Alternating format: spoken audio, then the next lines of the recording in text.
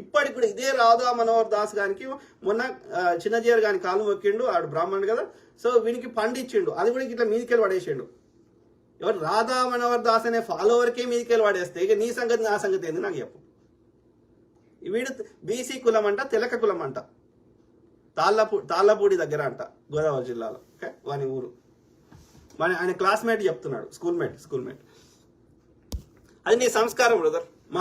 మా హిందువుల సంస్కారం అది కాదు. భూమేష్ ఆర్మీ లవర్, మరి నీకు ఆ సనాతన ధర్మం నుంచి ఎక్కువ నాలుకలు కోసే కల్చర్ ఎడికెళ్ళి వచ్చిందో, నేను ప్రకృతిని ప్రార్థిస్తున్నా నీకు మంచి బుద్ధి ఇవ్వాలని. ఓకే, భూమేష్ ఆర్మీ లవర్, మేము చీర్చాం, మేము నీకు మంచి బుద్ధి రావాలి, బుద్ధుని లెక్క తయారు కావాలని మీకు ప్రార్థిస్తాం, మీ గురించి ప్రార్థిస్తాం, కానీ మేము నాలుకలు చీర్చాం. మాది మా కల్చర్ కాదు.